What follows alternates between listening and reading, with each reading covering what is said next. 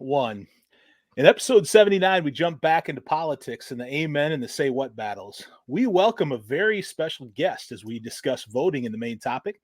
Kenny's going to lead us in some team trivia, so stick around for that. And Don will close us out in Fix Your Eyes. From the sunset and beaches of Florida up through the Ohio River Valley, we take a walk through Wisconsin Dairyland and touch down in the state with 10,000 lakes. You're listening to 6 in the Mix. Join our show personalities, Don, known as Donnie 10 Times, Matt, we call him T-Loke, Ryan, known as HD11, Kenny is our Mr. Money, and Jeremy Estad, as we talk all things faith, family, sports, and of course, a little politics. As always, we invite you to be our 6th on the show, so sit back, relax, and enjoy the ride. You're listening to 6 in the Mix. Again, welcome to episode 79 of 6 in the Mix. Please drop comments, topic suggestions on our Facebook page, 6 in the Mix Podcast, or Instagram. You can find our videos on Facebook, YouTube, Instagram, and Rumble. Share with family and friends that need to laugh and be encouraged to pursue Christ. So, well, we took, in episode 78, we took an episode off from politics and talked a lot of sports. But, man, politics is just ramping up. We're, 6 weeks away from a very pivotal election in our lifetime. And so we are going to focus the say what and amen battles on some politics, because there's just a lot to talk about. And so I'm looking forward to get your guys' perspective. I couldn't get everything, and I'm sure I missed a number of good ones, but hopefully I've got some in there that'll be helpful and get us going as we kind of dive into some political stuff. So let's jump into say what battle, episode 79.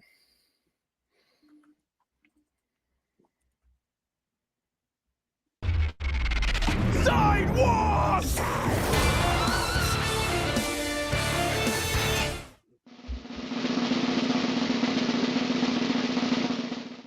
But I kind of liked it when she did this.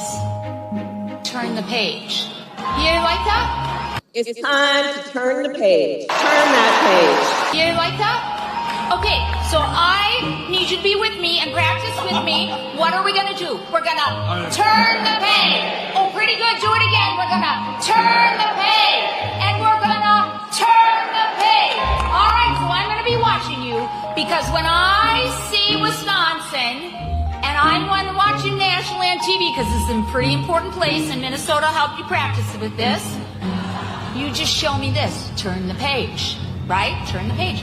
And you know what else that looks like? Bye-bye. Bye-bye, Donald Trump.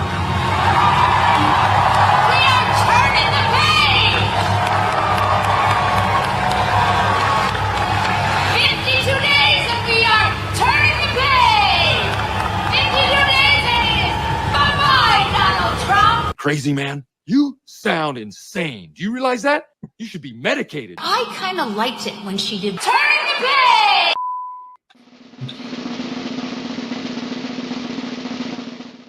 Your opponent and Republicans have at times weaponized you laughing in campaign ads, for example. Why is joy important to you to insert into this election? Are you kidding me?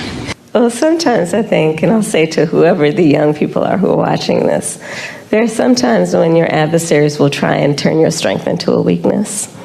Don't you let them. I find joy in the American people. I find joy in optimism. Joy. I find joy in the ambition of the people. I find joy in the dreams of the people. I find joy. Joy. In building community. I find joy in building coalitions. I find joy. Joy. In believing that the true measure of the strength of a leader is not based on who you beat down, but who you lift up. And I think we should all find joy. I got it,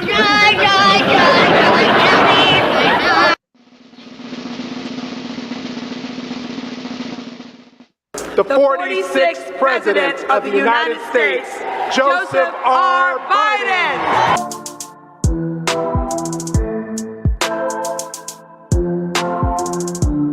Let's see that in an instant replay.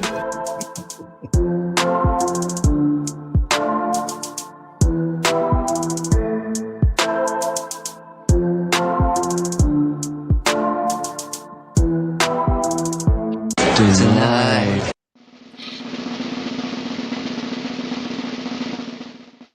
And now, Deep Thoughts by Kamala Harris. I have always believed, and I have worked on it, that the climate crisis is real, that it is an urgent matter to which we should apply metrics that include holding ourselves to deadlines around time, holding ourselves to deadlines around time.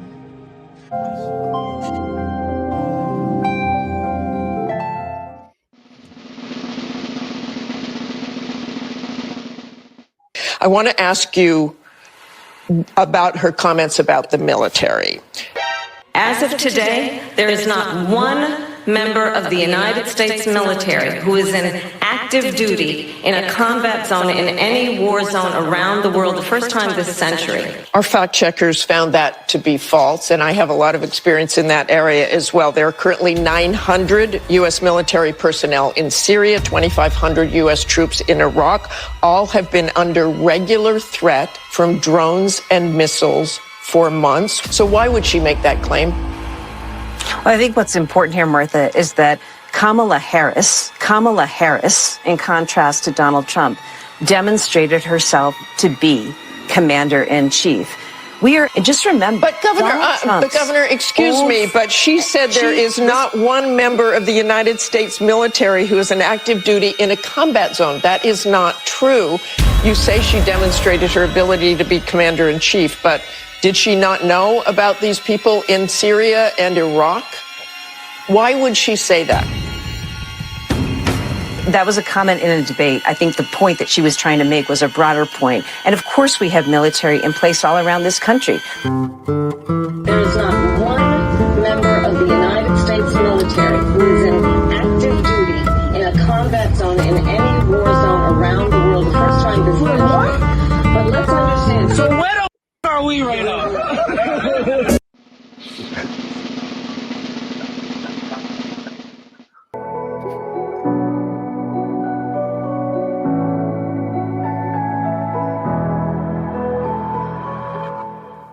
We felt it would be in our best interest to be here after recent comments. You know, I wish that my son, Aiden Clark, was killed by a 60-year-old white man. I bet you never thought anyone would ever say something so blunt. But if that guy killed my 11-year-old son, the incessant group of hate-spewing people would leave us alone. What? Bro, what are you talking about, man?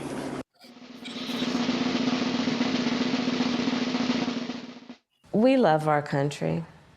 I love our country. I know we all do. That's why everybody's here right now. We love our country.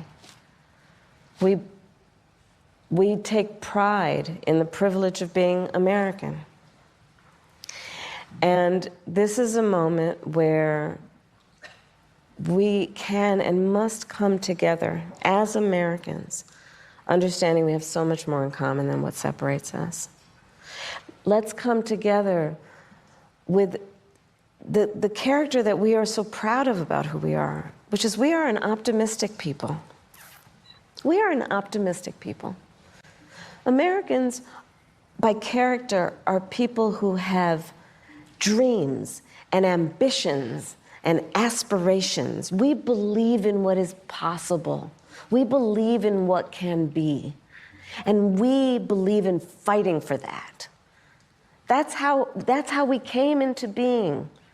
Because the people before us understood that one of the greatest expressions for the love of our country, one of the greatest expressions of patriotism, is to fight for the ideals of who we are, which includes freedom to make decisions about your own body, freedom to be safe from gun violence, freedom to have access to the ballot box, freedom to be who you are and just be, to love who you love openly and with pride, freedom to Just be. Emotional damage.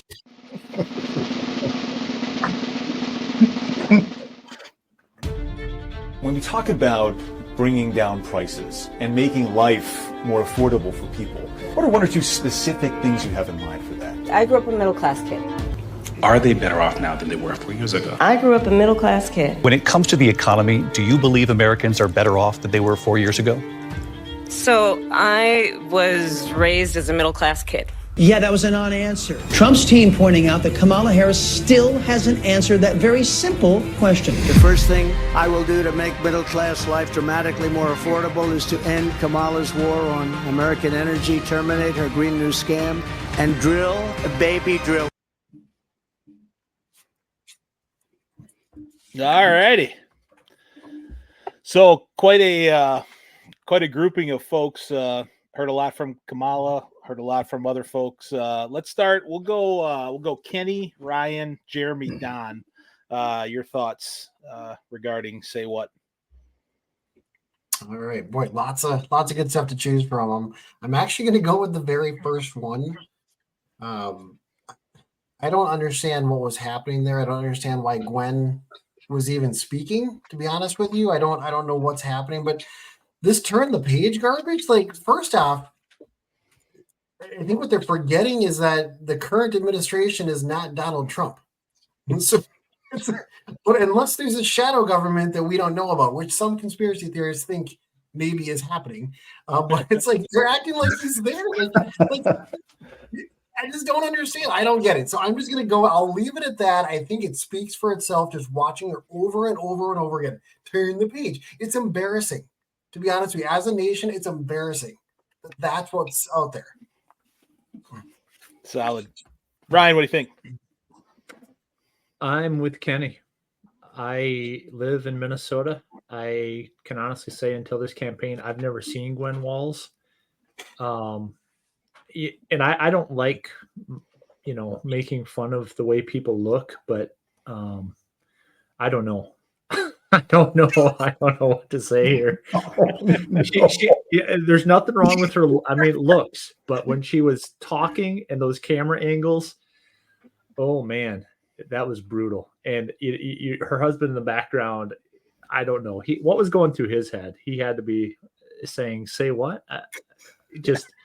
I say keep her off the stage. And I remember, Don, maybe it was you, but we first started talking about Tim Walz coming out of the national stage and how crazily bizarre he was acting. I think his wife has topped him. So if we include Say What with some special camera angles, I'm going to go with Gwen Walz. I mean, again, normal looking person, but when she's on stage and then, these weird. Yeah, right. Like after, it's like, what is going on here? I just don't get it. So hopefully we don't see her anymore, but maybe it'll be good if we do. I'm not sure. I don't think so, but yeah, Jeremy, what are your thoughts? Well, to Kenny's point, I remember a podcast long ago where it was more than 4 years ago. We were talking about this presidential candidate Joe Biden and Kamala coming in. And one of the things, the questions was, do we think that, Trump was going to come in at that point? And I remember saying, if he's not elected, their entire 4 years is going to be about Donald Trump. And that has come absolutely 100% true. They have not left him alone. And he has been in the spotlight almost every day and spoken about. So just let it be known that was a prophecy that I gave and it came true. Anyway, mine is going to be the Oprah show. I watched that whole interview. I watched the whole thing. Okay. Wasn't planning on it. Ended up having the night kind of free and was like, you know what? All right. I'm just going to take some of this in. Maybe in her own backyard, she will answer some of these softball questions and legitimately answer them.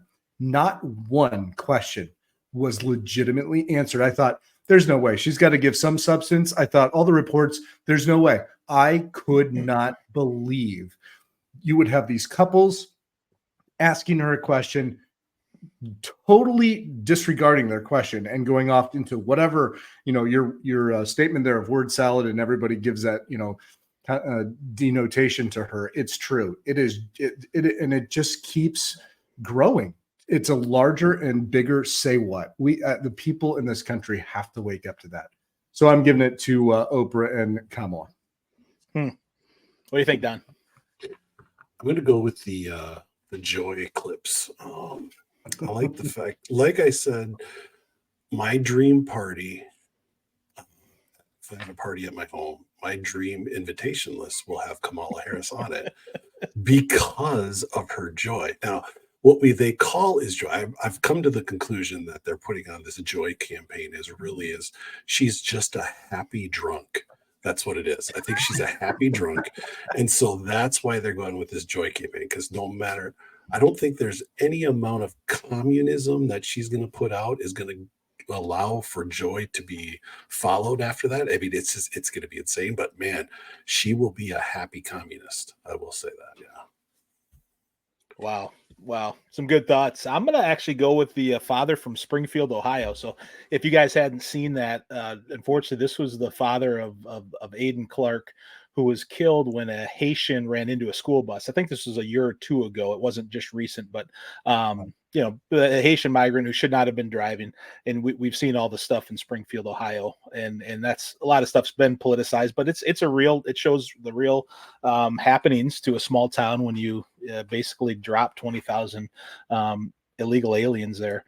But for him to say that I wish my son was never killed, but I wish he was killed a different way.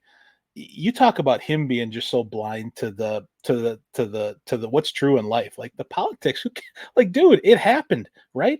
And he's not upset about it at all. He's upset that his squishy left-leaning liberal thinking was somehow infringed upon because we called out the truth that the migrants cause issues in our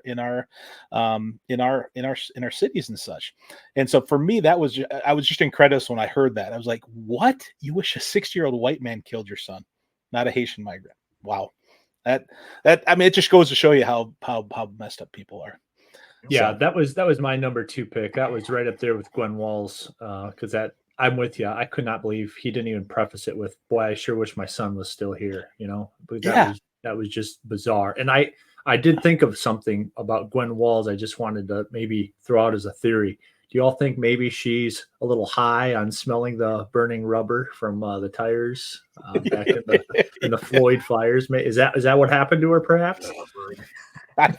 It could be some lasting effects, for sure. Oh boy, yeah, certainly a lot to shake our heads at there. But hopefully let's redeem it with some good stuff in the Amen battle. I think we got some good folks saying some things, mostly political, but we do have one sports theme as well. So let's do Amen 79.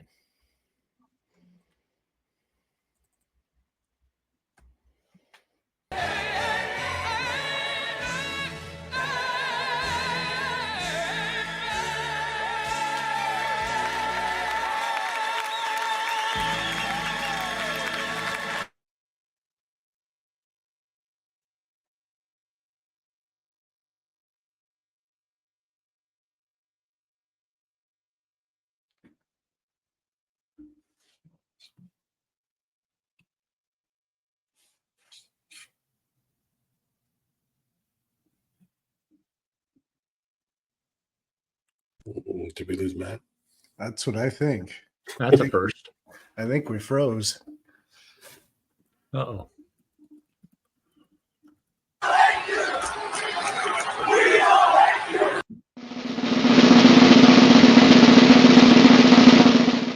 Former President Trump referenced you and your family again today on Fox News in relation to his campaign. I just wonder what your reaction is to seeing that. Yeah, I think I've always said I don't want my place and my platform to be used to endorse a candidate or do whatever.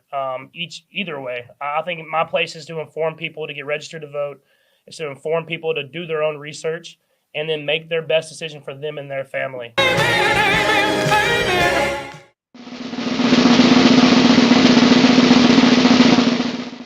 This reporter tried to interrupt J.D. Vance, but his face at the end says it all. I heard Donald Trump describe Kamala Harris as a low IQ individual, somebody who doesn't have the mental capacity to be president, really dumb, unable to put two sentences together. Is that what you saw on the stage? John, what I saw was a lot of slogans. I think the American people are smart, and Kamala Harris talks to them like they're children. What she can't do, refuses to do, and has no ability to do is to say, I accomplished lower prices because she didn't, or I accomplished lower housing prices because she didn't, or I secured the southern border because she didn't do that. She has failed as vice president, and the fundamental question is, do we want to give her a promotion? I think the answer has to be no, John. Senator Vance, thank you for joining us.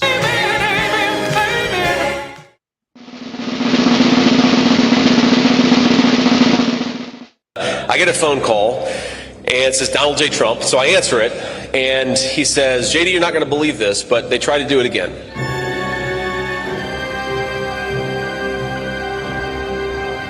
And I say, oh, my Lord, sir, I'm so glad you're okay. I mean, are you doing okay? Are you not just physically okay, but everything's fine? He said, yeah, I'm doing fine. And this is just who Donald Trump is. He said, you know, I'm a little mad because I was about to make a birdie putt on the 6th hole, and they wouldn't let me finish.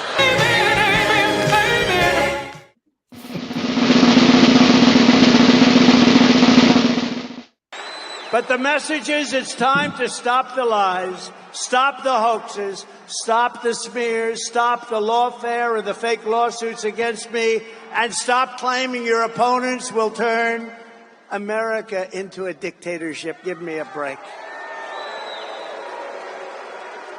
Because the fact is that I'm not a threat to democracy, they are.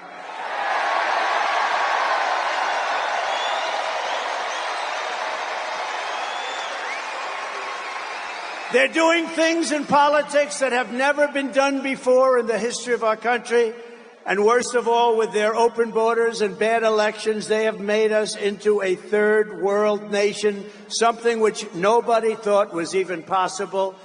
Americans deserve a campaign based on the issues. We try and keep it on the issues. And God has now spared my life. It must have been God. Thank you.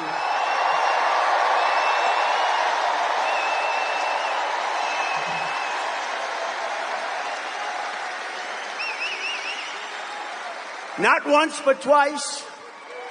And there are those that say he did it because Trump is going to turn this state around. He's going to turn this country around. He's going to make America great again. And maybe. And we're going to bring back religion into our country. Bring it back.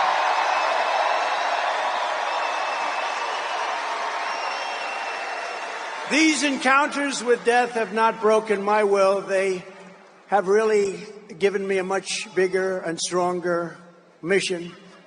They've only hardened my resolve to use my time on earth to make America great again for all Americans, to put America first. Going to put America first.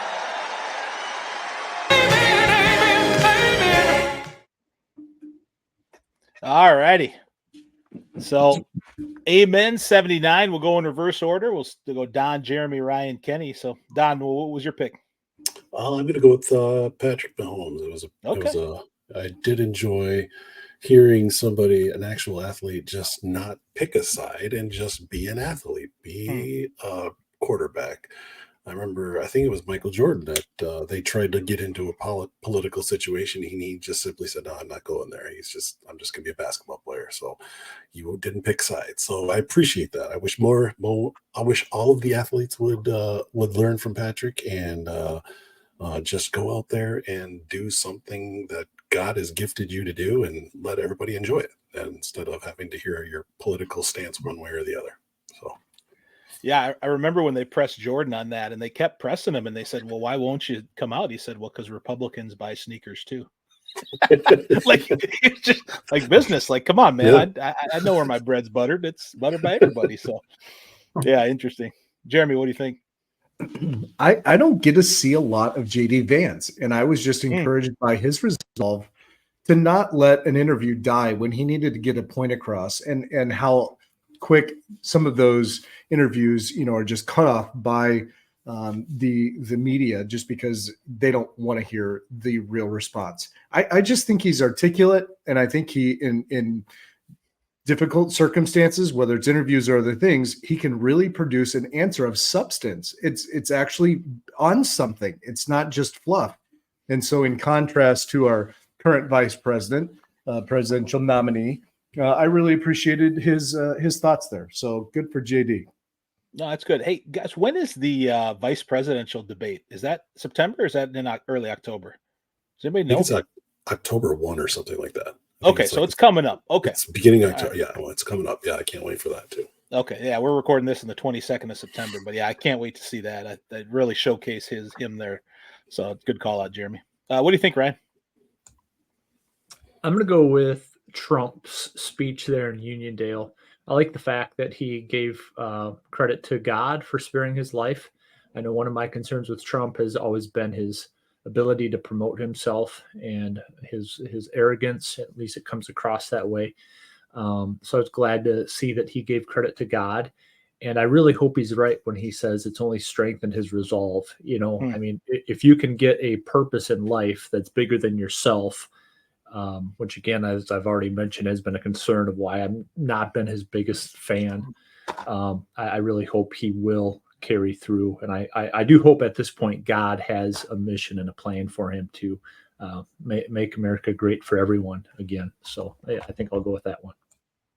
Yeah, good. What do you think, Kenny? All right. Well, all three of those were just, again, they were great. So all of them were great, Matt. So I guess I'll just double down on the one that Jeremy said with JD Vance. It is. It's just so refreshing to hear somebody speak the truth because, yeah, she will not answer those questions. I mean, I think that was in the Say What battle of I'm drawing a blank now, but she always dodges it like I grew up in the middle class. And it's like, no, answer the question. Are we better off than we were 4 years ago? She will not answer the question because, well, and again, kudos to her. She clearly doesn't want to lie. So that's, I guess, maybe hats off to her. But it is so nice when they get it out there, like Jeremy said, just crush people with the truth, and you hope a few people the light bulbs turn on.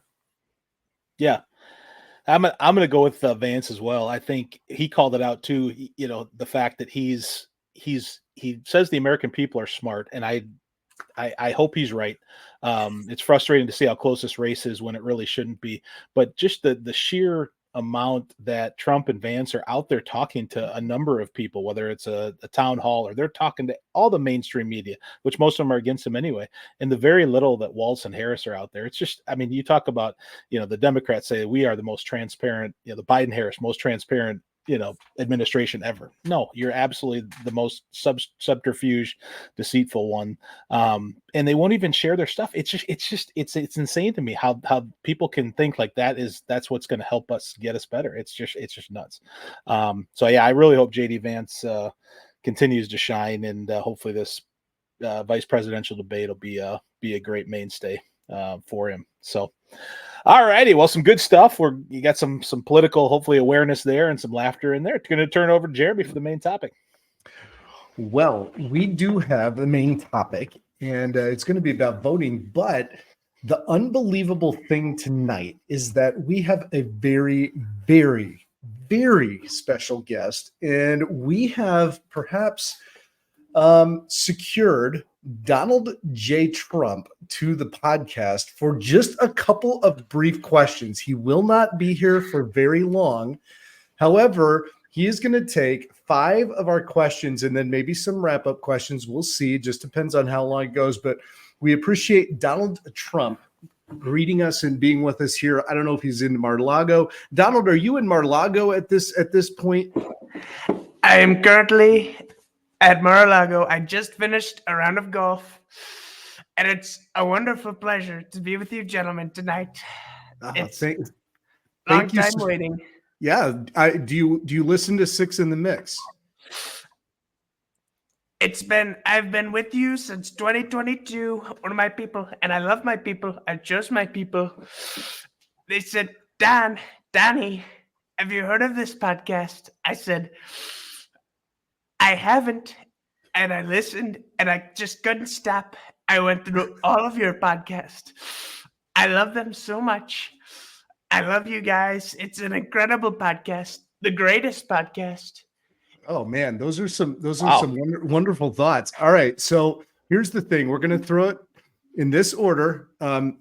T Loke is going to go first. Then we got Donnie 10 times, Estad, then HD11, and Mr. Money. So Matt, take us away. Ask the 45th president your question.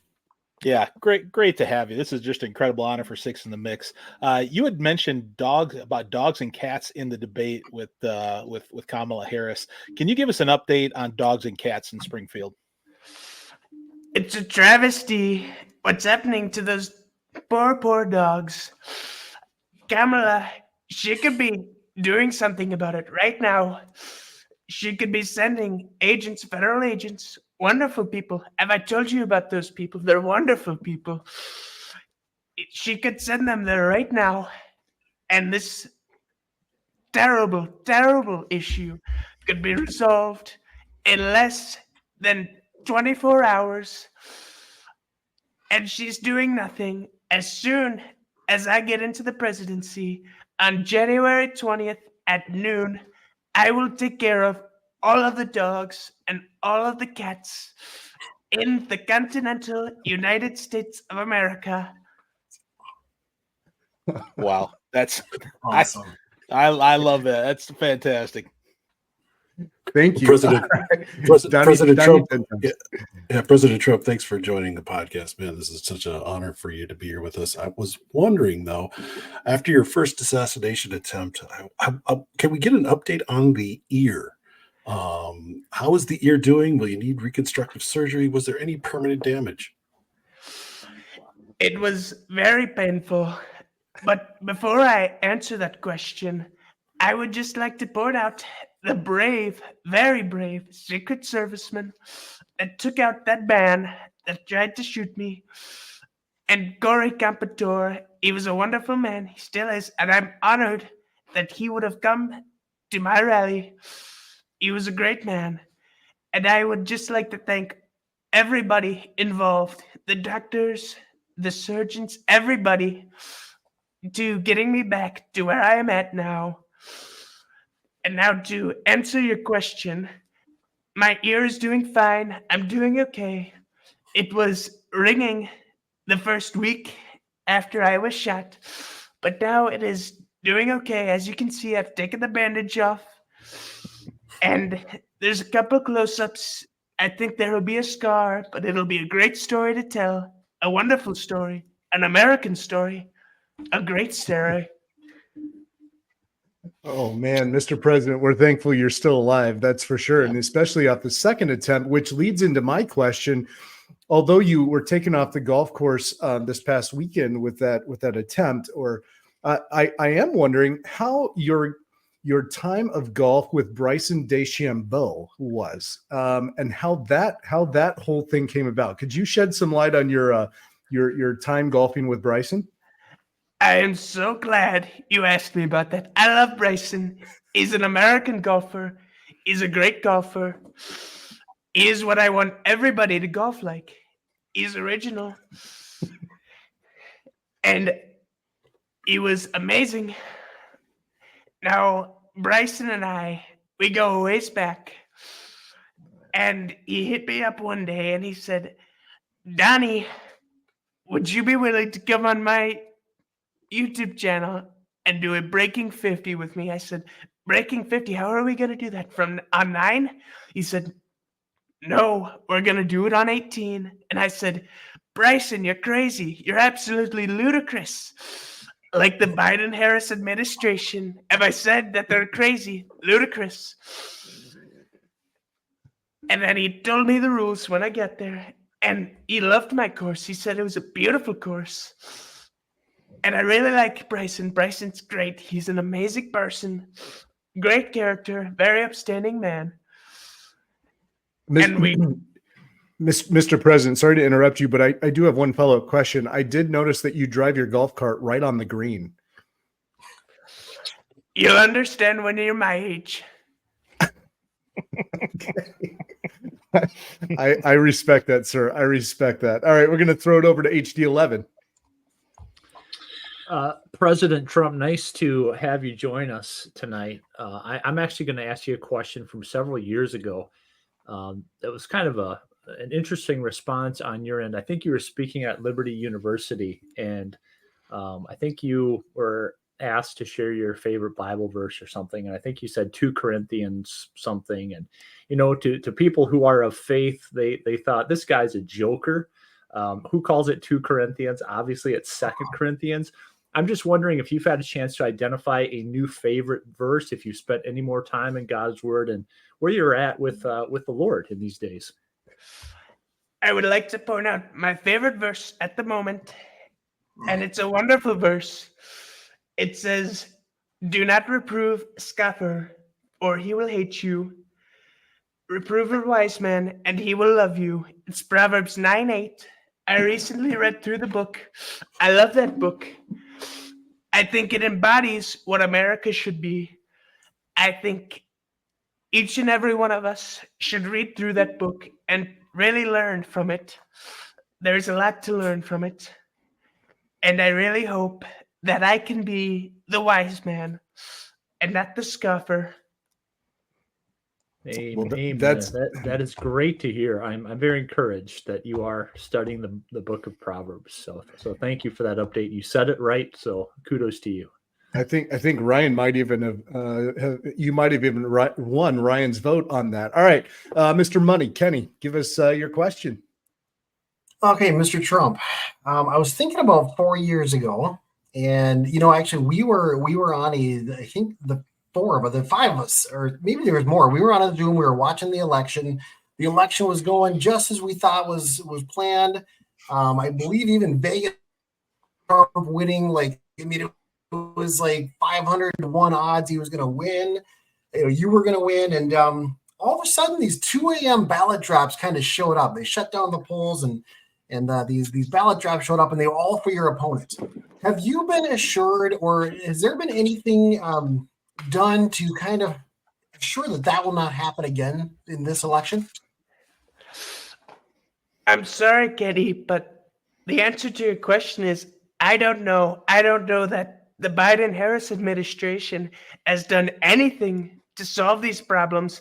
And if anything, I believe they've made it much worse, much, much, much worse. And I think it will take great effort to get a fair and complete election out of this terrible, absolutely terrible administration. They're costing everybody more money in less time, and it's terrible. Have you seen the gas prices?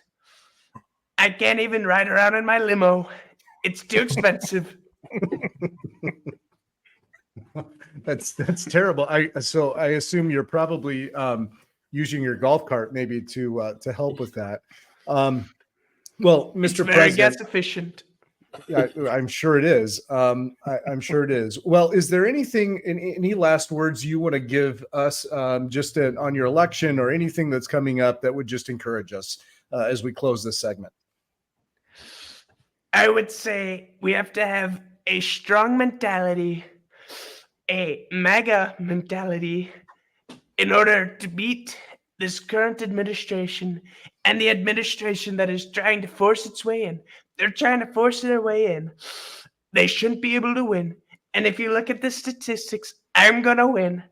But they're not looking at the statistics. CNN, NBC, MSNBC, they're all looking at rigged polls. And even some of the conservative places, they're looking at rigged polls. You saw the debate. Immediately, it was, I believe, 79% to 1% that I won. It was incredible. I look up the statistics. Well, that's good, President Trump. I think you're doing well, and we're going to do as best we can to support you. But we just want to thank you for being on our show, guys. Is there anything you want to follow up with at all?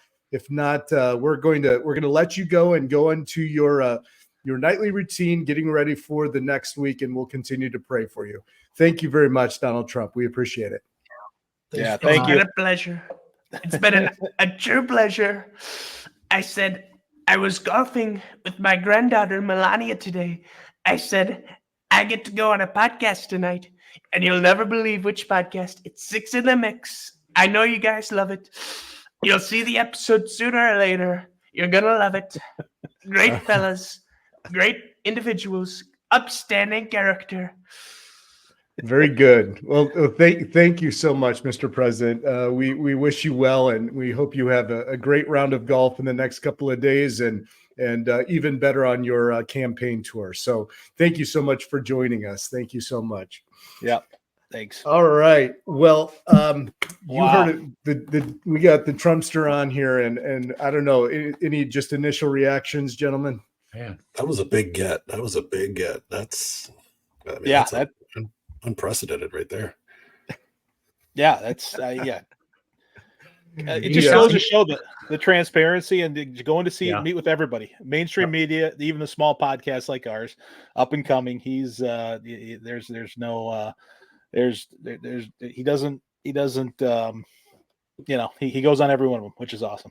Yeah. Sounds the same as normal, doesn't he? Yeah. I mean, just almost exactly the exact same. Well, guys, we are going to transition a little bit into our main topic here. And I kind of volunteered for this a little bit, and part because I listened to a guy by the name of Dr. Albert Mohler. Many of you guys have probably heard that name, and probably, from time to time see the briefing and other things that he is on. He is the president of a seminary down in Kentucky, I believe, and just has some really, really good things to say. He is a theologian, but particularly I have been listening to him in an interview that he did with the Wisconsin Family Council. And in fact, their interview is online. It was a webinar, and he was on for about an hour and 15 minutes over a lunch period and talked to a bunch of pastors in Wisconsin here. And so we were able to connect with him and actually ask questions of this man. And even though the whole point of the webinar wasn't on voting, I just could not help but hear the concern from pastors specifically, but others who are working on getting people out just to vote. I'm not talking about candidates. I'm not talking about who you're voting for, but rather just voting. And so these several conversations that I've had have been with specifically with Christians. And I personally believe that it is a privilege that we enjoy here in the United States of America. And I believe that each individual has a role to play and a voice to be heard in this upcoming election season and every other election season. It just doesn't have to be the presidential election. As it were. So some have expressed, those conversations I have had, some despondence in the fact that they believe that their vote won't matter, number one, or some have even said, I don't intend to vote, quote, because it's just a waste of time. First of all, I would like to quote a friend of mine. In fact, Obama has even used this. And so those who are politicians know this well, but my friend, more on the local level, who says that government, whether it's local, whether it's state, or whether it's federal, are run by those who show up. And part of voting is showing up. And I want to challenge us to communicate that to people, to friends of ours. And I do believe that God has given us a responsibility to be an intricate part of the governance in the communities that we live in. And we are to be voices and testimonies of light and goodness. And we are to be a beacon for those rules and laws that would reflect God's goodness and his commands.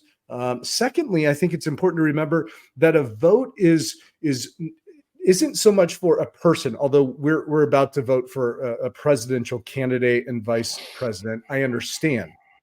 But I want you to think about this, that when you're voting for a candidate, you're also voting for an entire government of people that they will also be setting up and allowing to do things both on the state and federal level. So you're voting for a person, right, However, it's bigger than that. There is more to it than that. So you might vote Democratic or Republican. However, that president candidate will make serious decisions about appointed positions during the course of his or her term. And 4 years, there can be a lot of swings of judges and appointed positions that are highly important and make a direct impact on our lives.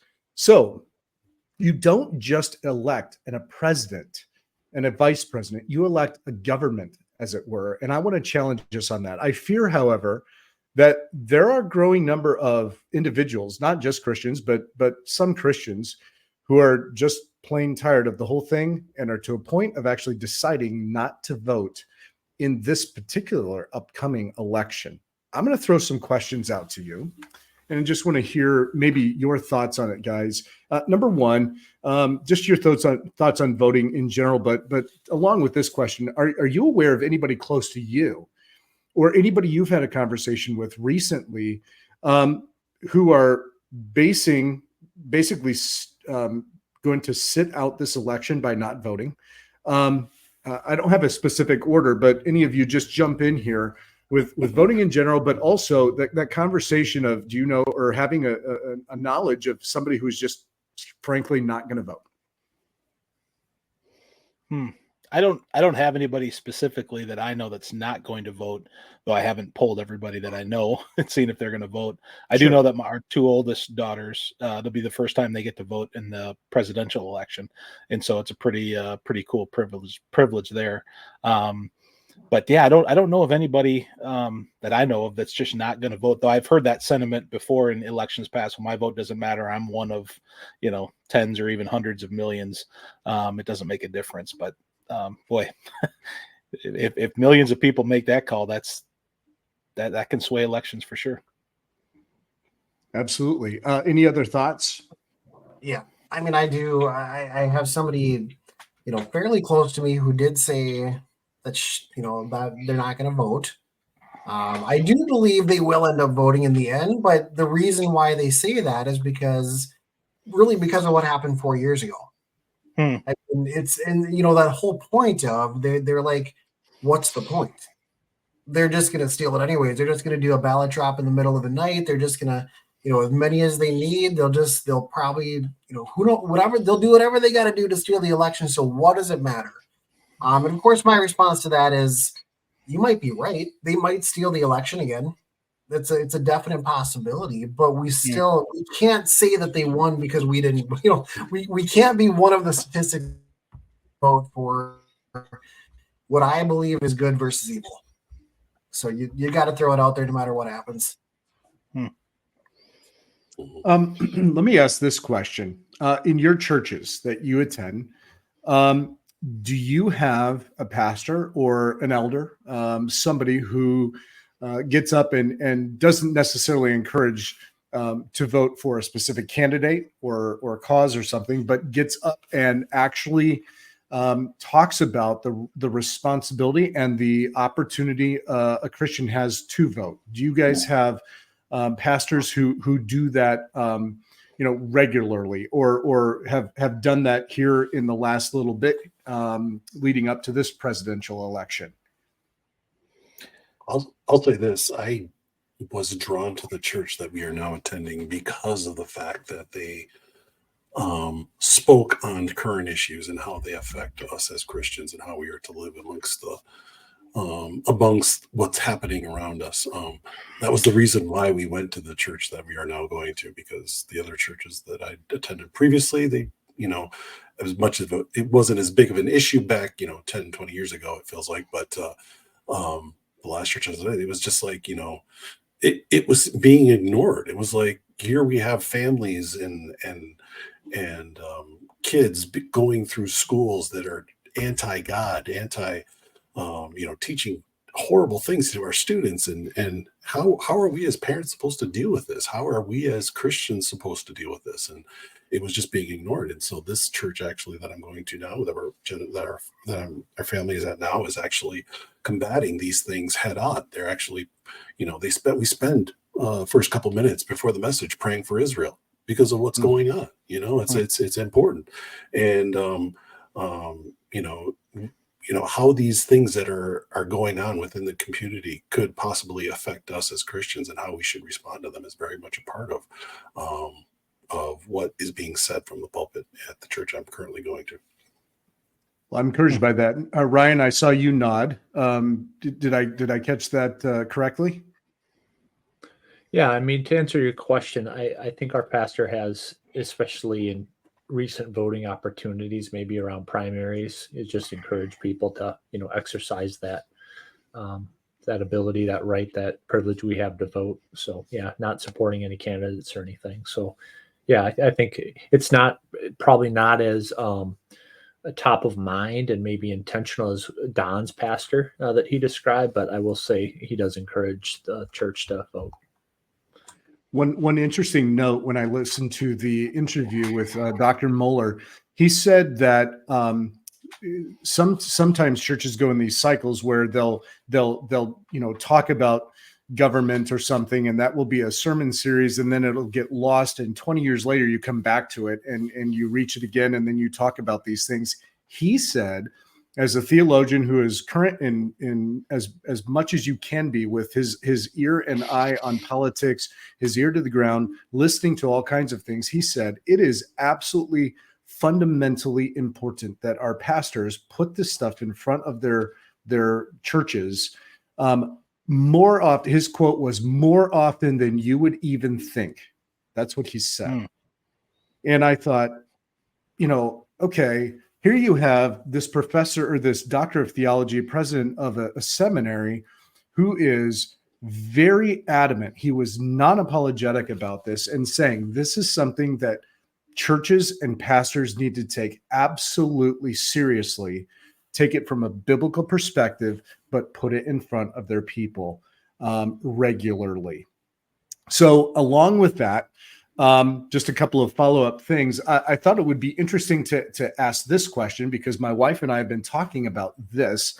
For those who are going to vote, which I assume we all here will vote, what will be the mode that you're going to vote this year, and will that change? So are you going to go to the poll on November, the day in November, the Tuesday in November? What is it, the 6th? I think or is it the 5th? I don't remember the 5th or actual 6th, date. yeah. So somewhere in there, right? The first Tuesday. So are you going to go to the poll? Are you going to vote absentee, or are you going to do mail in? What is your mode of voting this year? Is that going to change? We'll start with Matt, go to Don, then Ryan, then Kenny. Yeah, I've taken a look at mail-in ballot or absentee ballots, but I don't know. For me, there's something just wonderful about going the day of to our township and voting. So I'll likely do it in person. Okay, in-person voting. Don, how about you? Boy, this is a big topic for me. I'm kind of holding back. So here, I'm trying not to get too excited about this, because this is a big thing for me. Let some stuff spill. All right. So yeah, I plan on voting early early, just because I want my vote I want to be able to see my vote count. And I think you can do that through the mail-in voting, where you can track that vote through online. I am not planning on showing up the day of voting that day, because I don't trust that the poll that I go to, whether the machines will be running, what's going to be happening, whatever rigging that's going to be taking place. And I believe there will be rigging being taken place. I do 100% believe that rigging will be taking place on election day. And I know this to be true because in 2016, it happened where Donald Trump won the election. We overwhelmed the election system. That is why he won. He was not supposed to win. We overwhelmed the election system and he won. He pulled off an upset, if you will, against Hillary Clinton. That's why he was never able to even sniff being able to win a presidency again in 2020. And why I think it's important that people understand in the next election, in the next next month, that it is important that we overwhelm again the election system. I think it was either two things. Two things I want to talk about. First thing is that I think it was Franklin Graham who tweeted out this. He said, "A vote is not a Valentine. You aren't professing your love for the candidate. It's a chess move for the world you want to live in." And I think that's so important to understand. We don't have to be in love. It's not a popularity contest. I don't like Trump much, just like Ryan talked about how his faith and have questions about when he gets kind of wishy-washy about that and likes to talk about more of himself. I completely 100% agree. I think he's a pompous idiot. But at the same time, I think this guy is the only real shot we have at saving the United States. I also do know that, like I said, going back to the rigging, I think there is rigging taking place. And it was interesting to me like a month ago, I think it was Brett Weinstein. I don't even know who Brett Weinstein is, but he's apparently an important figure as far as a scientist go. I think he's a biologist or something like that. He's a Democrat. He's a pure Democrat. He was on the Joe Rogan podcast, and he talked about there being what he called a cheat margin. He understands, this Democrat understands that there is a cheat margin. And he said this. He said, "One of the things that I'm trying to convince people of is that it's not hopeless because they can cheat, but it means that you have to succeed at a level that exceeds their capacity to erase it."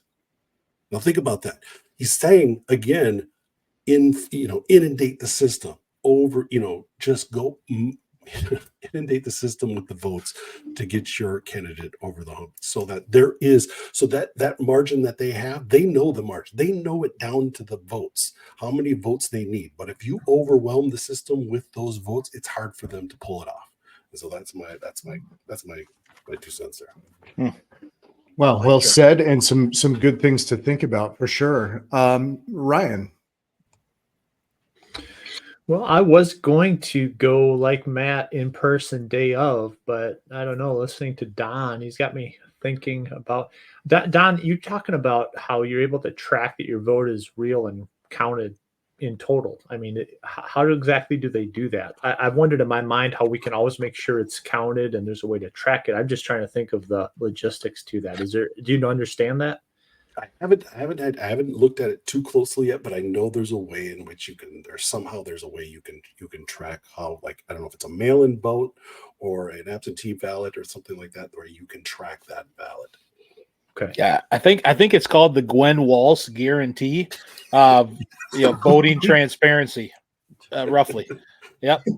It's just going to turn the page. It's going to be a magically free and fair election. And I just for YouTube, because I know sometimes they kick us off, but I just want to clarify, I don't think Don said the elections are rigged, and I don't think Kenny said the elections are stolen. I don't think. I could be wrong. No, they're not. But I may have misheard something there. But I just want to share with you guys, it's really interesting. I feel like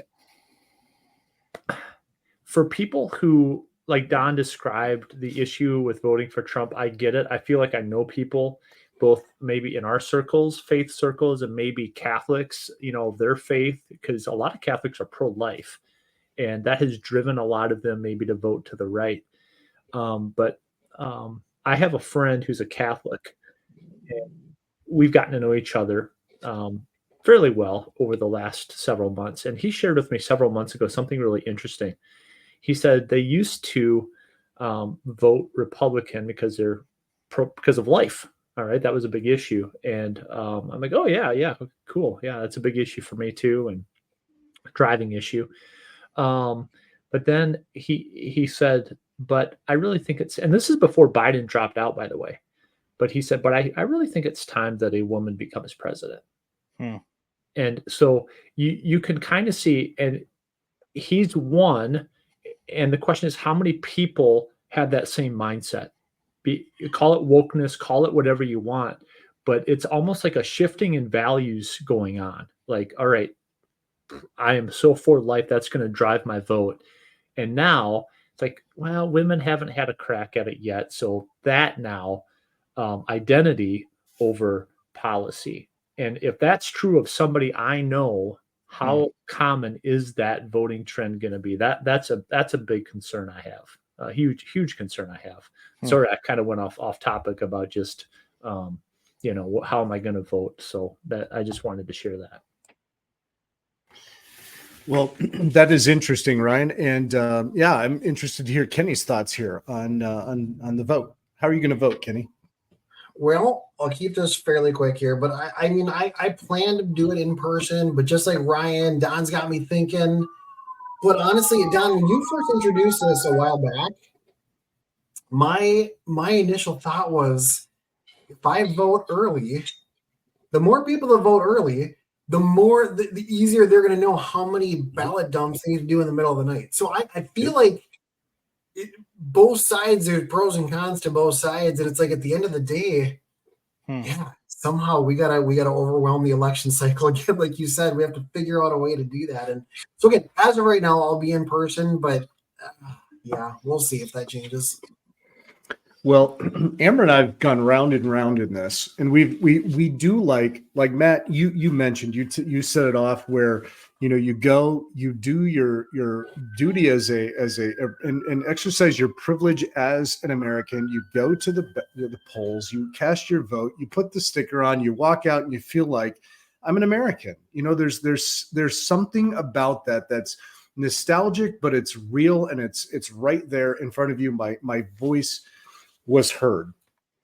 But I think Amber and I will end up doing it by absentee or mail in this year. We also are skeptical, which was another point that was made from a pastor, that Christians have become cynical. The word he used was cynical with just voting in general, because of the issues that have happened and the things that have taken place. And then one more thought about just voting just in general of these things was that, the idea, and we probably heard some of this in 2016 as well, how do you vote the lesser of two evils? And Mueller made the point that we're voting for fallen man. There isn't, both are sinful. They're both, neither one are pastors, neither one are elders of a church. You're not the less of the two evils. You have to think bigger and than just the person. And so, Amber and I've had these conversations as well, with Trump, but not just Trump, with other elected officials, with how they come across, how they speak, how, what their public demeanor is, their reputations, all these different things that plays into some of the votes we cast.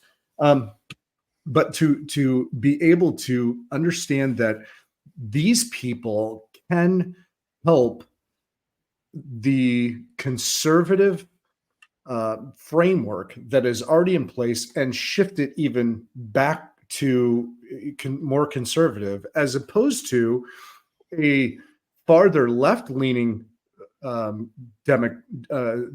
democracy that would do the same thing but shift it further the other way. Which are you willing to go with, and for how long?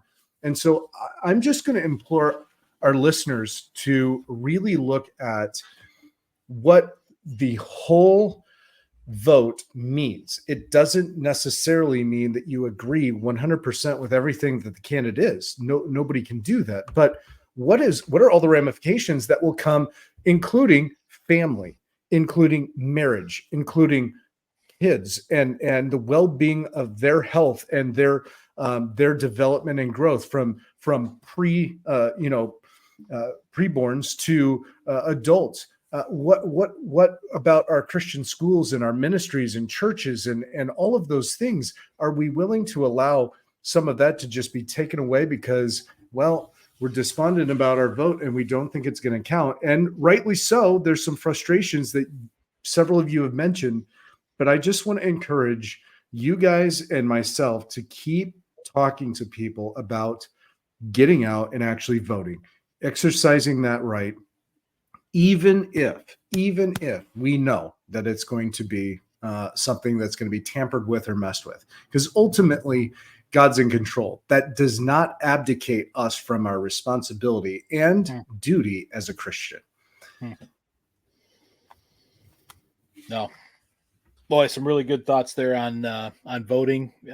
Hopefully we all take that to heart and go exercise our constitutional duty, our civic duty to do that. So cool. All right, we're going to throw it over to Kenny. Lead us in a little trivia. I think are we doing something different today, Kenny? Yeah, we're going to mix it up. Oh, my goodness. Okay. All right, gentlemen, this is what we've been waiting for. So first off, I want to preface this with, we do have some graphics today. They are not very good, but they're going to get better. They're going to get better as we continue here. So I'm going to share my screen. I hope this works. We're going to set the bar low. Well, that's what we got to do. There. That's what we do.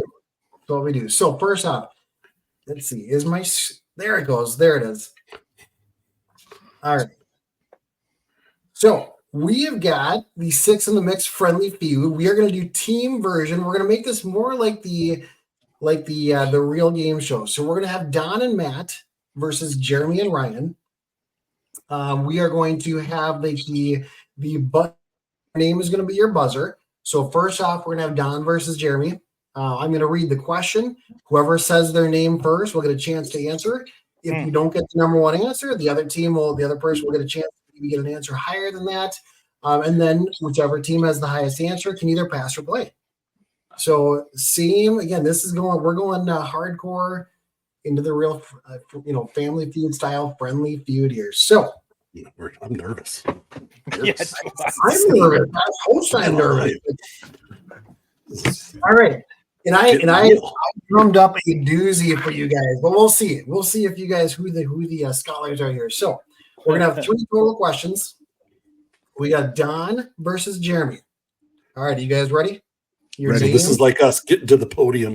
We're just gonna hit the buzzer, and we're gonna say our names is our buzzer. We're gonna decide if we want to keep it or pass, right? I mean, if we answer the question correctly. I'll walk you through it. I'll walk you through it as it happens. This is gonna be great. Let's go. Okay.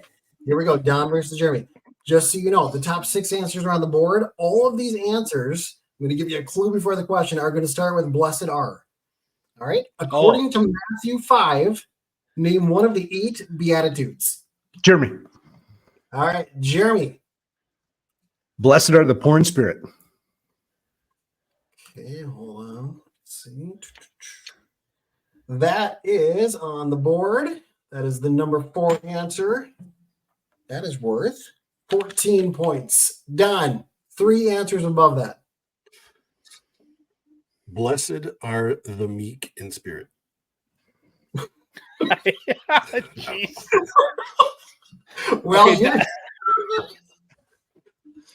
you added a little bit to it. I mean, again, there are like 97 Bibles, so that probably is in one of them. So blessed are the meek. That's it. Is the number 1 answer. I was too excited. I'm sorry. He got it. So, Don, would you guys like to pass or play? We'll play. Oh, jeez. Thanks for no pressure. No pressure, Tilo. Right. Okay, and I think what we're gonna do. So we're gonna do a small variation. You're only gonna get 2 strikes as a team. So as soon as you get 2 strikes, the other team will get a chance to steal. All right, Matt. Blessed are the merciful, for they shall receive mercy. Oh, nice. You continued with the verse. Very nice. That is the number 3 answer for 16 points. Can we talk amongst ourselves here? Yeah, you didn't even consult me when you said you wanted to play. So now you want to talk. I need some help. Yeah, but at this point, you cannot. Yeah. Yeah, you can. We can talk, right? Technically, Jeremy and Ryan can talk. They can text each other to get the answer. You know what they want to do to steal, but no, in the real game, you and Matt cannot give each other hints. Yeah, there's no fraternizing. All right, Don.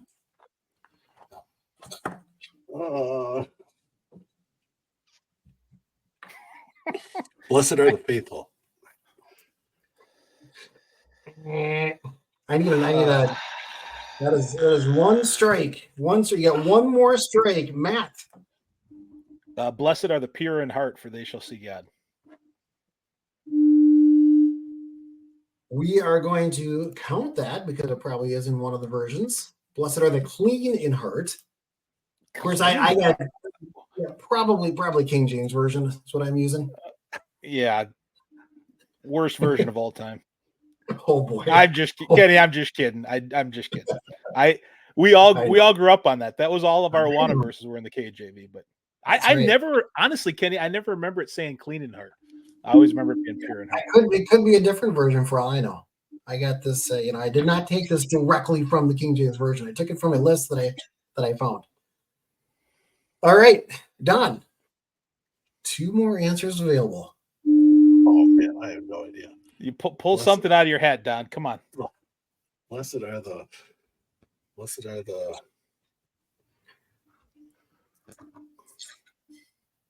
One. All right. Timer. Okay, Jeremy and Ryan, this is your chance. You guys you can collude right now to try to steal. Yeah, we've been texting. So Ryan, yeah, I think you're right. Go with yours. Yours is higher, I think. So wait, what? All they have to get both of them to steal, or they just have to get We one? just need one. We gotta get one. We've got 2 good answers, I think. And do we get all the points then if we get one of them right? Ryan, yes. Just give me an answer. Otherwise, you're going to run out of time. Okay.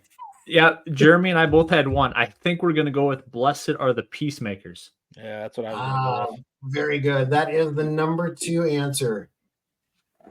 Let me give the other one. Can I give the other one we're going to do? Yeah. Hunger and thirst after righteousness. Oh, that is not on the board, but that is one of them. That did not make the top 6 answers. You guys would hate to have led with that one. Hate to.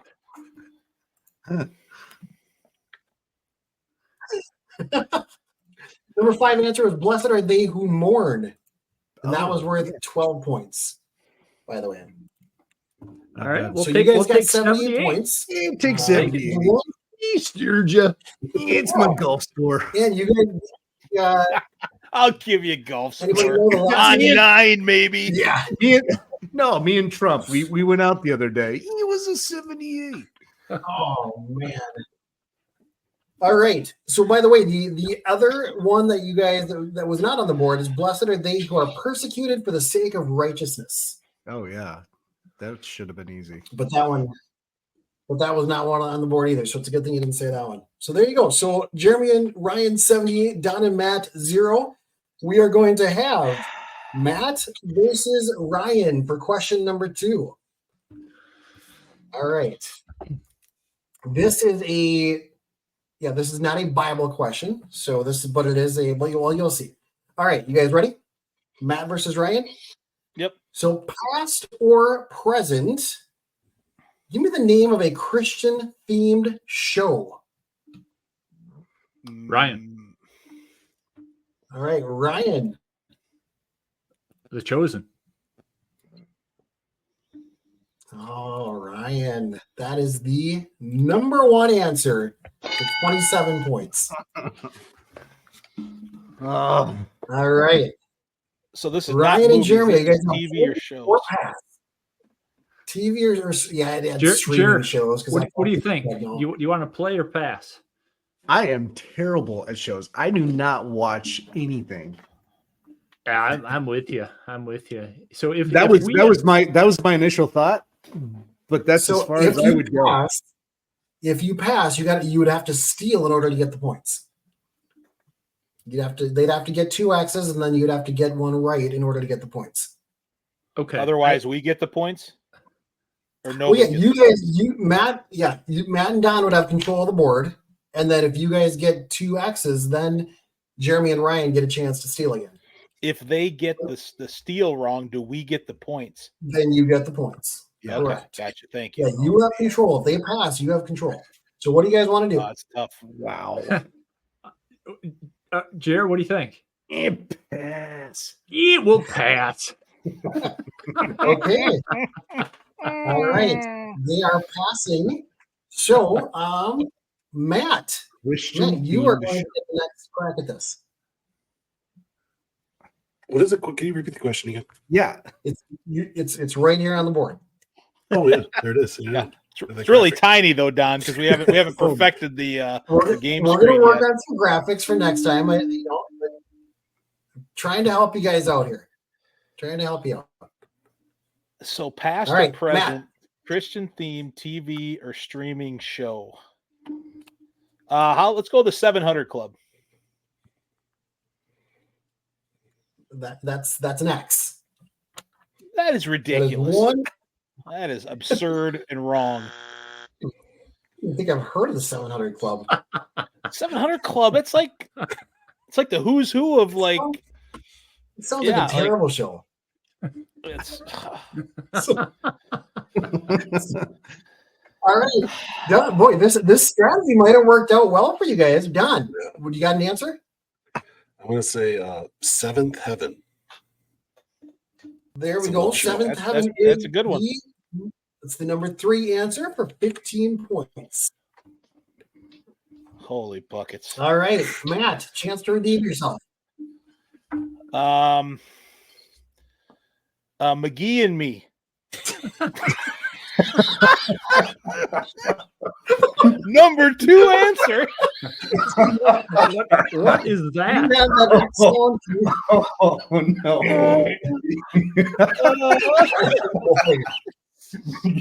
All right, well. Oh my goodness. All right, well, hey, that might have been a really good strategy. So Jeremy Ryan, a chance to steal. That was terrible. It was a great answer, Mr. Don McGee. probably got all the rest from it in his back pocket here. McGee and Me was All one of the right, greatest Jeremy Christian Ryan. shows of all time. I'm sorry that you guys all missed it. I'll send you a clip. Wonderful. Wonderful show. Well, just tell me what I could stream it on. 700 Club. Matt, we're giving them all this extra time to collude here. Jeremy Ryan, what do you got? What do you got for the steal? Yeah, Ryan, I got nothing. Just go with yours. I have nothing. Ryan's gonna say the Cosby Show. No. All right. I yeah. You ready? I'm ready. Okay. Jer, I'm sorry. This is probably gonna be a letdown, but I'm gonna just say Little House on the Prairie. That cannot be. There is no way. Oh, wait a second. Oh, wait a No. second. That actually shot. went through Good my try. Oh no! Well way. done. Hold on. You guys just dominated this game. So 78 plus another 6. Good strategy, fellas. You guys have 142. You know what? Man, maybe next we're gonna have to do the double and triple the points because right now you guys have already won the game. So yeah, let's go. Let's call it. That's right. So check this out. This is what the people said. 19 kids and counting. The old Duggars. That was four people said that one. This one I never watched it. Duck Dynasty. Oh, apparently that's how could I forget that one? Oh my goodness, I would have had that one. And VeggieTales. McGee and Me beats VeggieTales 7 days a week. Hey, not according to the Ridiculous. people. Not according to the people. Absurdity. 12 people said VeggieTales, 6 said Duck Dynasty, and 4 said 19. I literally I was totally blank on this. All right. So we're still going to do the third question just because it's fun to do. So Okay. Don versus Jeremy. Here we go. The question is, I gotta look way over here. Name a type of fish that a restaurant might feature as catch of the day. Jeremy. Don, I heard you first. I'm gonna say trout. Okay, hold on. I gotta format this quick. There we go. Trout. That is on the board. That is the number 3 answer. Okay. 14 points. All right, Jer, we need you. Jeremy, chance to take this one. Gotta get the 1 or the 2 answer. I'm going to say cod. No way. That's a great 6 answer. maybe. Great I'm answer. Great sorry answer. to say this. Cod did not make the list. You're kidding me. Cod, the people do not agree with cod. Man. Yeah. All right, what do you right, want to do, Matt? Don, Matt. If Jeremy said COD, I don't know if they have a chance. Yeah, I say we play it, and then we'll like leave one or two that are like so obscure they won't even know it's a fish, Okay. and we'll win it. Yeah, we'll play it. Okay, yeah, let's play. Pretty sure we All right, won. Matt, what's your answer? Salmon. Salmon is the number 2 answer. Ooh, number 2. For 21 points. All right, Don. I'm going to say walleye. Ooh, nice. This is not a Minnesota question, Don. Yeah, it can't be. It can't be. That's not. That is Walleye. not. Wow. That's a Minnesota fish. That's ridiculous. All right, Matt. Halibut. Halibut did make the board as the number 6 answer. Solid. That is worth 6 points. Don, I need you. We need All right, you for Don, number 1. redeem yourself here. Joke artists are gonna sweep us. We'll say tilapia. Yeah, tilapia. Darn right. Yeah, it's a good fish, I've heard, but not on the board. What? What? So look at this. No. So yeah, Jeremy and Ryan, do you guys want to just dominate this thing and sweep this game? I think I got a good one. Ryan, what do you think? What do you think? Did you see what I texted you? Yeah, and I say negative. Okay. If you got a better one, I'll go with you. Look at yours. Look at what I just said. Yeah, since he said it's not Minnesota, I think we go with what you got. All right, I'm gonna go tuna. Oh, tuna is not on the board. No. Yes. So Donovan, congratulations. You at least did not get skunked. Yes. So Yes. it's gotta be swordfish. Yeah, I was thinking swordfish. The number 7 answer was swordfish. Wow. Number 1. Yeah, this one. Number 5 answer was perch. 8 people said that. Perch. Number 4. What? Ready for this Crappie on one? there too now? Red snapper. Exactly. Minnow. Number 1. No. You guys missed the most obvious one right here. snapper. Number 1, catfish. 25 people said catfish. Yeah, we don't live. Well, you live in the South, Kenny. We don't. We don't. Yeah. Well, this was I don't eat a fish. national poll. They took 2 people from every state, and this is what they came up with. Wow. All right. Well, way to get on the board, guys. Ryan, well played. We'll tweak it again for next time. We'll probably not, now that we know how that went, we'll probably do the full 3 strikes. We'll probably do double the points of the second question. We'll make it work next time, but appreciate you guys doing something different. Yeah, that was a good format. Let's just keep rolling that way. Yeah. Yeah. Until he loses next time. Yeah. Hey, Don, read up on Matthew 5 before next episode, please. I will. That was disgraceful. I was so excited. I know. Excited. I think I got too excited. You did.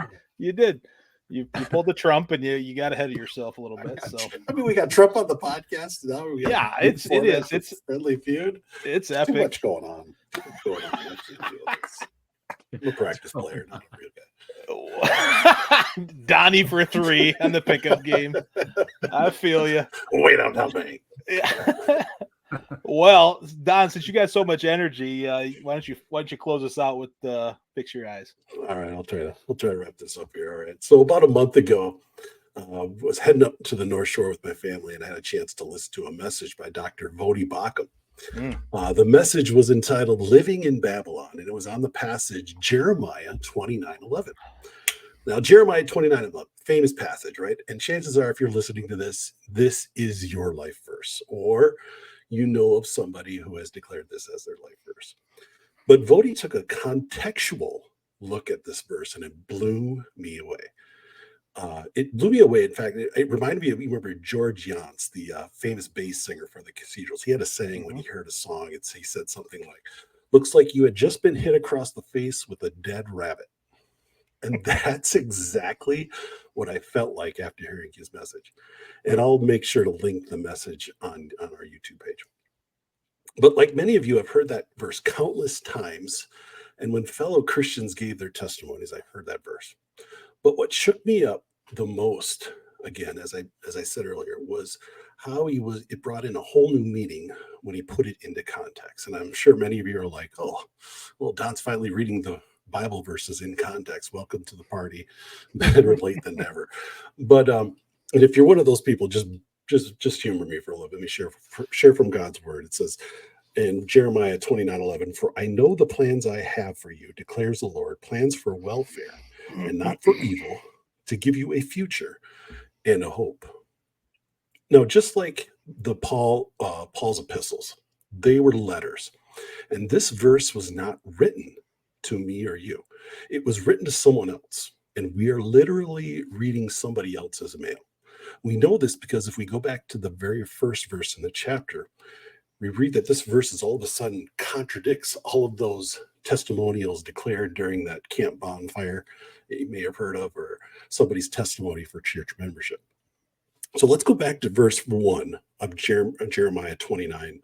And it says, "These are the words of the letter that Jeremiah the prophet sent from Jerusalem to the surviving elders of the exiles and to the priests, the prophets, and all the people whom Nebuchadnezzar had taken into exile from Jerusalem to Babylon. This was after King Jeconiah and the queen mother, the eunuchs, and the officials of Judah and Jerusalem, the craftsmen and the metal workers had departed from Jerusalem. The letter was sent by the hand of Elisha, the son of Shaphan, and Gemariah, the son of Hilkiah, who Zedekiah, the king of Judah, sent to Babylon to Nebuchadnezzar, king of Babylon. It said, 'Thus says the Lord of hosts, the God of Israel, to all the exiles whom I have sent into exile from Jerusalem to Babylon. Build houses and live in them, plant gardens and eat their produce. Take wives and have sons and daughters. Take wives for your sons and give your daughters in marriage, that they may bear sons and daughters. Multiply there and do not decrease, but seek the welfare of the city where I have sent you into exile, and pray to the Lord on its behalf. For in its welfare you will find your welfare. For thus says the Lord of hosts, the God of Israel, do not let your prophets and your diviners who are among you deceive you, and do not listen to the dreams that they dream, for it is a lie that they are prophesying to you in my name. I do not send them, declares the Lord. For thus says the Lord, when 70 years are completed for Babylon, I will visit you, and I will fulfill to you my promise and bring you back to this place. For I know the plans I have for you, declares the Lord, plans for welfare and not for evil, to give you a future and a hope." God's chosen people, the Israelites, were just handed over to the Babylonian king Nebuchadnezzar. And notice in verse 4, it says, "Thus says the Lord of hosts, the God of Israel, to all the exiles whom I have sent into exile from Jerusalem to Babylon." It was God who sent them into exile from Jerusalem to Babylon. God had put them right where he wanted them. He did not say, you know what, Babylon won this one. Gonna need to let them have this win for the next 70 years. But after that, no. God sent them into exile. And this is what I want to set around in verses 5 through 7. He says this is how you are to act while in exile, while chaos and misfortune are around you, while the Babylonians who despise you and your God and persecute you and torment you for being God's chosen people. It says in verse 5, "Build houses and live in them, plant gardens and eat their produce, take wives and have sons and daughters, take wives for your sons, and give your daughters in marriage, that they may bear sons and daughters. Multiply there and do not decrease, but seek the welfare of the city where I have sent you into exile, and pray to the Lord on its behalf, for in its welfare you will find your welfare." You notice God commands them to shift their thinking. Now, at this point, they had thought God was going to take care of this little detour. In the previous chapter, chapter 28, it talks about the false prophet Hananiah, and actually he had just been put to death at the end of the chapter. Jeremiah was like, "No, Hananiah, we're not going to take your lies. Go take them someplace else, because within a year you are dead." And that was what just had happened. He was selling them. Hananiah was selling them false hope to the Israelites. This is just temporary, he was saying. Within 2 years, God is going to destroy Nebuchadnezzar. Just everyone, just relax. We got this. Jeremiah, told by God, tells Israel in this letter that for 70 years, it's going to be a little rough. So you better make the best of it. Unpack your things, get the silverware out if you still have it. Bring the swing set along, slap that thing together, because Johnny and Susie are going to need it for themselves and probably for their kids too. He told them to start planting and to live off the land. You don't do that unless you are going to be around for a while. Said start having kids too. Instead of thinking of this exile, that this was going to be the end of us, God had commanded his chosen people to be optimistic. Better yet, he even told them to pray for your captors. Verse 7 says, but seek the welfare of the city where I have sent you into exile, and pray to the Lord on its behalf, for in its welfare you will find your welfare. Instead of hoping Babylon would be destroyed, instead of praying Babylon would be held accountable for their wicked ways, instead of thinking, the day is coming when Babylon is going to pay for persecuting God's chosen. No, God says, pray for them. Another word for welfare I saw in the KJV version. It says peace. And in this context, it could be also said, for in its peace, you will find your peace. In seeking that peace, Israel would no doubt bless the Babylonians with their peace. And that right there is where the dead rabbit came into play for me. I mean, just think of the psychological impact the Israelites would have on the Babylonians if the people that were just captured, brought over here to Babylon against their will. What would it do? What impact would it have on the city that it was housing all these exiles as they set up shop? Gardens start popping up, farms start showing up, wedding feasts start happening every day, kids start running around. The park and rec department is inundated with all these Israelite kids just ruining these Babylonian kids in soccer. It's just getting nuts over there. Jeremiah 29 was written to the nation of Israel, but the application can still apply to us as well today. Just as Babylon was Israel's 70-year home, this is our temporary home, but God wants us to be optimistic in our approach to living in this world. Today, as we record this, is September 22nd, 2024, and God has me right where he wants me. If you're listening to this, if you're listening to this podcast, God has you right where he wants you. Make no mistake, all the chaos that surrounds us day in and day out, we were meant to be here for it. And what we do with the time we have and how we respond to the chaos, how we respond to that is what should set us apart, to allow us to stand out and show others the gospel of Jesus Christ. So when you want to go in and ignore the current events and wrap yourself up in a nice little cozy bubble all around you, think about Jeremiah 29:11. But also think of it through the lens of an Israelite, a nation sent by God into exile. Think of being optimistic instead of apathetic to the world around you. Because if the church is blessed, how can it not also bless the city it finds itself in? I want to leave you with the words of William Cowper. He was a man who struggled mightily with depression and lived under a cloud of most of his life. Out of his suffering came one of the greatest hymns, a hymn we're not too familiar, but I've come to know over the last few years. I really appreciate. We don't often sing it, but its message stands the test of time because its truth is eternal. It says this: God moves in a mysterious way, his wonders to perform. He plants his footsteps in the sea and rides upon the storm. Deep in unfathomable minds of never-failing skill, he treasures up his bright designs and works his sovereign will. Ye fearful saints, fresh courage take. The clouds ye so much dread are big with mercy and shall break in blessings on your head. Judge not the Lord by feeble sense, but trust him for his grace. Behind a frowning providence, he hides a smiling face.